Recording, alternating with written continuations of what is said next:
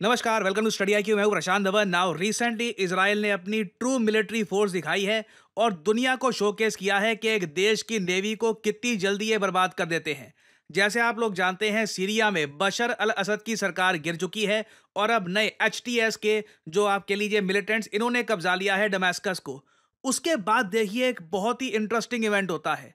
Benjamin Netanyahu एक statement देते हैं। वो कहते हैं आने वाले समय में इसराइल पूरे middle east by the way ये आपके सामने है, ये मिडल ईस्ट का मैप है आपके सामने। तो नेतन्याहू ने कहा है कि आने वाले समय में इसराइल पूरे मिडल ईस्ट का नक्शा बदल देगा। और मैंने आपको बताया था नक्शे बदले जाएंगे डोनाल्ड ट्रंप के टेन्योर में। जो 4 साल डोनाल्ड ट्रंप के होंगे ना, इसमें आपको एक ग्रेटर इसराइल दिखेगा। इसराइल जो एक बहुत ही छोटा सा देश दिखता है, इसका विस्तार होगा। इसके बारे में आपको याद होगा, मैं काफी पहले वीडियो बना चुका हूं कि डोनाल्ड ट्रंप ने ऑन रिकॉर्ड कहा है कि इसराइल का साइज मैप में बहुत छोटा है, इसे बड़ा करने की आवश्यकता है। We need a greater Israel. और इंटरेस्टिंगली देखिए, जैसे ही सीरिया में बशर अल असद की सरकार गिर गई, मोहम्मद अल जुलानी ये अब पावर में आ चुका है, ये दमिश्क को संभाल रहा है। अचानक से इसराइल की सरकार ऑर्डर देती है कि पूरे सीरिया पे अंधी बॉम्बिंग करनी स्टार्ट कर दो। इवन दो ना इसराइल ये कह चुका है कि बशर अल असद की सरकार गिराने में इनका क्रिटिकल रोल था। उसके बाद अचानक से सडनली इसराइल क्या करता है, पहले तो सीरिया की जो नेवल फ्लीट है, जो इनकी नौसेना है, इसको बिल्कुल डिस्ट्रॉय कर देता है। जो इमेजेस सामने आई हैं ये शॉकिंग है। यहां पे आप देख पाओगे, बीबीसी का आर्टिकल है, Israel confirms attack on Syria's naval fleet. यहां पर ये जो इमेजेस है ना, ये सीरिया की नौसेना थी, इनके ऑयल टैंकर्स थे, इनकी वेरियस कई जो वॉरशिप्स थी, फ्रिगेट्स थी, ये सब कुछ इसराइल की एयरफोर्स ने डिस्ट्रॉय कर दिया। यहां पे आप देख पाओगे ये वीडियो शॉकिंग है, जिस तरीके की डिस्ट्रक्शन इसराइल ने करी है, एब्सोल्युटली डिस्ट्रॉयड। ये बिलियंस ऑफ डॉलर्स की टोटल फ्लीट होगी। बहुत सारी वॉरशिप्स थी, इसराइल के फाइटर जेट्स आए। इनको देखिए एक एडवांटेज ये मिला, सिंस सीरिया की सरकार गिर चुकी थी, इन वॉरशिप्स को ऑर्डर देने वाला था नहीं यहाँ पर कोई। जो भी यहाँ पर सेलर्स थे, नेवल ऑफिसर्स थे, वो काफी हद तक सिटिंग डक्स थे, उनको पता था नहीं करना क्या है। इसराइल के फाइटर जेट्स आए, बॉम्बिंग करके कंप्लीटली पूरी की पूरी फ्लीट सीरिया की जो भी यहाँ पर थी, इसको वाइप आउट कर दिया। और फिर इसराइल यहाँ पर नहीं रुका। उसके बाद देखिए बीबीसी ने यह मैप पब्लिश किया है। इसराइल ने all over Syria heavy bombing करी है। बताया जा रहा है ऑलमोस्ट 500 बार इसराइल ने स्ट्राइक किया है सीरिया को। और यहां पे आप देख पाओगे जो 3 मेन शहर हैं सीरिया के, बाय द वे किसी एग्जाम पर्सपेक्टिव से भी याद रख लेना, ये जो शहर हैं पूछ सकते हैं आपसे कि किस कंट्री में है। अलेप्पो, हमा, दमिश्क, तीनों पर हैवी बॉम्बिंग करी है इसराइल ने। अब यहां पे आप एक मुझसे सवाल पूछ सकते हैं, एक बात बताओ, ठीक है कि यहाँ पे बशर अल असद की सरकार हट गई। बशर अल असद जो रशिया के काफी प्रिय थे, मित्र थे रशिया के, वो अब रशिया में भाग गए वापस। और अभी जो मोहम्मद अल जुलानी की सरकार होगी सीरिया में, ये लोग काफी हद तक प्रो ईरान या फिर प्रो रशिया नहीं रहने वाले। तो इसराइल लगातार सीरिया पे बॉम्बिंग क्यों कर रहा है? देखो यहाँ पे ना फर्क है इसराइल और यूएसए में। यूएसए ने तो मोहम्मद अल जुलानी को इनडायरेक्टली सपोर्ट करके सीरिया का लीडर बनाने में हेल्प कर दी, मगर इसराइल इसका भी भरोसा नहीं करता। इसराइल का यह कहना है, देखिए ये आदमी भी एक टाइम पर ना अलकायदा के विंग का पार्ट था, बिल्कुल रेडिकल आदमी है। अभी के लिए ठीक है, इसने बशर अल असद को हटाने में हेल्प कर दी, मगर कल को अगर ये भी हमारे अगेंस्ट हो जाए तब कौन रोकेगा इसको? तो अभी इसराइल क्या कर रहा है कि जो भी वेपन सीरियन आर्मी के पास थे, जो भी इनकी मिलिट्री के पास हथियार थे किसी भी टाइप के, उन सब को डिस्ट्रॉय कर रहा है। ये जो स्ट्राइक्स है ना, ये सिविलियन पॉपुलेशन पे नहीं है। आप माइंडसेट देखिए इसराइल का। यूएसए ने कोई एयर स्ट्राइक नहीं करी। यूएसए ने अपने हिसाब से आप कह लीजिए ये नया आदमी यहां पर बिठा दिया, और उसके बाद अगर ये चाहता तो जो मिलिट्री के सारे हथियार है वो यूज करके कुछ भी कर सकता था। इसराइल इंश्योर कर रहा है कि सीरिया में अब जो भी सरकार बनेगी बहुत ज्यादा कमजोर होगी, मिलिट्री इनके पास ना के बराबर ही होने वाली है। और साथ ही साथ एक रिपोर्ट ये भी आ रही है कि सीरिया की मिलिट्री अब बस 20-25 किलोमीटर दूर है दमिश्क से। ये मैं आपको दिखाता हूं मैप में। नाउ यहां पे आप देखोगे ये इसराइल है, ये यहां पर सीरिया, और ये जो रीजन मैं आपको बता चुका हूं ये है गोलन हाइट्स। ये इंटरनेशनल मैप के हिसाब से सीरिया का पार्ट है। आप अगर एज एन इंडियन मुझसे पूछोगे, भारत सरकार का भी ये स्टांस है कि गोलन हाइट्स सीरिया को बिलोंग करता है, मगर इसराइल ने ये एरिया 1967 से कब्जा रखा है। अब इसराइल के टैंक्स क्या कर रहे हैं कि ये यहां का जो हिस्सा है ना, ये कब्जा कर ये लोग दमिश्क, जो सीरिया की राजधानी है, इससे बस 25 किलोमीटर दूर है। 25 किलोमीटर कुछ भी नहीं होता। टैंक्स जिस तरीके से जाते हैं ना, कुछ ही घंटों में 25 किलोमीटर का सारा एरिया ये कैप्चर कर सकते हैं। और ये जो मैप है, इससे आप और अच्छे से समझ पाओगे कि सीरिया क्या कर रहा है। जो ये वाला पार्ट है, ये एरिया गोलन हाइट्स का, ये सीरिया ने पहले कब्जा रखा था।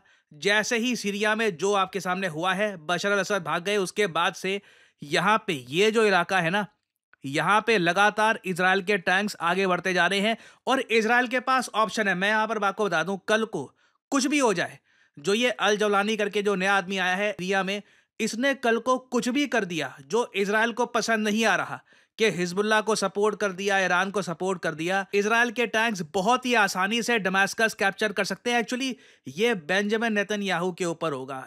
उनके पास अब ये भी ऑप्शन है। कल को देश में पॉपुलैरिटी कम हो रही है उनकी, लोग उन पर कम विश्वास कर रहे हैं। बेंजामिन नेतन्याहू अपनी पॉपुलैरिटी बढ़ाने के लिए कभी भी, साल, एक दो महीने, कभी भी जब उनको सही लगे, दमास्कस कब्जा सकते हैं। किसी फॉरेन कंट्री का लैंड कब्जाना अलग बात होती है, कैपिटल हथिया देना बहुत बड़ी बात होती है। कि किसी और देश का आपने कैपिटल ही कैप्चर कर लिया, it is a huge accomplishment. और दमास्कस बहुत पॉपुलेटेड शहर है, बहुत बड़ा शहर है, और ये अब इजराइल से बस 25 किलोमीटर दूर है। और इसलिए नेतन्याहू ये कह रहे हैं कि आने वाले समय में पूरे मिडल ईस्ट का नक्शा मैं बदल के रख दूंगा। और अगर आप भारत के पर्सपेक्टिव से देखो ना, तो नेतन्याहू ने ये बात भी कही है कि गोलन हाइट्स अब इजराइल का हिस्सा रहेगा फॉर इटर्निटी, हमेशा के लिए। इन्होंने बेसिकली यूनाइटेड नेशंस और दुनिया भर के देशों को यह कह दिया है, जो लोग मानते हैं कि गोलन हाइट्स सीरिया का पार्ट है, कि अब भूल जाओ, जो गोलन हाइट्स है वो तो भूल जाओ। मैं तो उसके आगे दमास्कस के पास जाने की बात कर रहा हूं। तो भारत को भी देखिए अपना जो स्टांस है चेंज करना होगा। भारत भी परहैप्स यहाँ पर सोच सकता है कि अब सिंस बशर अल असद नहीं रहे सीरिया में, तो परहैप्स इंडिया भी एक ज्यादा प्रो इजराइल या फिर एक डिफरेंट स्टांस लेगा गोलन हाइट्स को लेकर। देखना होगा, but it will be very interesting. आने वाले 5 साल बहुत इंटरेस्टिंग होने वाले हैं। और बिल्कुल मिडल ईस्ट का मैप 100% बदल दिया जाएगा हमेशा के लिए। और फाइनली आप लोगों से मैं एक सवाल पूछूंगा। आईएनएस तुशिल ये आज के समय काफी न्यूज में है। भारत की सबसे एडवांस्ड मिसाइल फ्रिगेट है, ब्रह्मोस मिसाइल, इसे आप लॉन्च कर सकते हैं। आपको बताना है कि आईएनएस तुशिल ये भारतीय नौसेना के लिए किस देश ने बनाई है। ये है यहाँ पे आपकी options. Option A France, option B Germany, option C Russia, या फिर option D USA. Comment section में करिए उत्तर। जो लोग देंगे सही आंसर, उनकी कमेंट को मैं दे दूंगा हार्ट, ताकि बाकी लोग समझ पाएं कि सही आंसर क्या है। एंड फाइनली आप लोगों के लिए एक बहुत ही इंपॉर्टेंट मैसेज। देखिए, लाइफ में कभी कभी आपको करियर में ना बस एक स्टार्ट चाहिए होती है। आप चाहते हैं बस पहली जॉब मेरी लग जाए और उसके बाद धीरे धीरे मैं तरक्की करूंगा, I will earn more. Well, study IQ XLR आपके लिए एक गोल्डन अपॉर्चुनिटी लाया है विद डेटा एनालिस्ट कोर्स। देखिए, आज के समय दुनिया भर में कोई भी कंपनी हो, वहां पे डेटा एनालिस्ट की आवश्यकता है। और डेटा एनालिस्ट बनने का रास्ता स्टडी IQ आपको दिखाएगा। आपको सिंपली क्या करना है, कमेंट सेक्शन में जाइए, यहाँ पे आपको लिंक दिख जाएगा इस कोड का, start your career as a data analyst with study IQ XLR mastery batch. इस लिंक पर करिए क्लिक, और यहाँ पर देखिए स्टडी IQ XLR आपको प्रोवाइड करेगा data analyst mastery live batch, जिसके अंदर 3 महीने में आपको प्रॉपर ट्रेनिंग दी जाएगी एक्सेल की, SQL की, टैब्ल्यू की, पाइथन की, वेरियस स्किल्स आपको प्रोवाइड की जाएगी। कल को किसी भी कंपनी में एक डेटा एनालिस्ट के रूप में अपना करियर स्टार्ट कर सके। और डेटा एनालिस्ट की मैं आपको बता दूं, जो स्टार्टिंग सैलरी है, कोई भी फ्रेशर बिना किसी एक्सपीरियंस के किसी कंपनी में लगता है तो स्टार्टिंग सैलरी 6 से लेकर 8 लाख रुपए पर साल की होती है। और 2030 तक माना जा रहा है कि डेटा एनालिस्ट की भारत देश में बहुत ज्यादा रिक्वायरमेंट होने वाली है। तो अगर आप तब तक एक्सपीरियंस गेन कर लेते हैं वेरियस कंपनीज में काम कर करके, तो इससे आपके करियर को एक बड़ा बूस्ट मिलेगा। और स्टडी IQ का जो ये लाइव मास्टरी बैच है to become a data analyst, इसका जो यहाँ पे प्राइस है, ये पे करने की ऑब्वियसली जरूरत नहीं है। सिंपली यहाँ पर 3 ऑफर्स अवेलेबल पर क्लिक करिए, और अगेन यहाँ पे आपको बहुत सारे कोड दिख रहे होंगे, लाइव और only for today. In codes को आप अप्लाई करते हैं तो मैक्सिमम डिस्काउंट आपको नहीं मिलेगा। आपको यहाँ पर सिंपली कोड डालना है PD10 और आपको मेगा डिस्काउंट यहाँ पर मिलेगा। इस कोर्स की वैलिडिटी है 12 महीने। आप बेसिकली हर महीने के 5,000 रुपए दे रहे होंगे, और आपको डेटा एनालिस्ट बनने की प्रॉपर ट्रेनिंग दी जाएगी बाय स्टडी IQ XLR। हाँ, प्लेसमेंट में भी स्टडी आईक्यू आपकी हेल्प करेगा ताकि आपकी जॉब लग जाए मार्केट में। वैसे मैं आपको ये बता दूँ, डेटा एनालिस्ट की डिमांड इतनी है कि आपके पास प्रॉपर सर्टिफिकेशन है, क्योंकि इस कोर्स में आपको सर्टिफिकेशन भी मिलती है कि आपने ये कोर्स कंप्लीट कर लिया है। और अगर आप चाहें तो इस कोर्स में ये भी ऑप्शन अवेलेबल है कि आईआईटी मद्रास के थ्रू आपको एक अलग से भी सर्टिफिकेशन मिल सकती है। उसके बारे में जो हमारे एजुकेटर्स हैं यहाँ पे इस कोर्स के, उनसे आप बात कर सकते हैं। तो आपके लिए देखिए दरवाजे बिल्कुल खुल जाएंगे एक नई करियर अपॉर्चुनिटी के। और अगर आप सोच रहे हैं कि क्या ये सब करने के लिए मैथमेटिक्स बहुत ज़्यादा अच्छा होना चाहिए, तो इसका आंसर है नहीं। मैथ्स आपका अगर नॉर्मल भी है, बेसिक आपको मैथ्स आता है, तो भी आप बहुत आराम से कर सकते हैं। मेन यहाँ पे क्वेश्चन आता है कि आप में इंटेलिजेंस होनी चाहिए, आपकी रीजनिंग एबिलिटी अच्छी होनी चाहिए। ये सारी स्किल्स आप एक्वायर कर सकते हैं और अपना करियर आप किक स्टार्ट कर सकते हैं with this course. So use करिए code PD10 to get the maximum discount in this course and start your journey as a data analyst. So इसी नोट के साथ यह है वीडियो का अंत। Thank you for listening and as I always say, may the gods watch over you.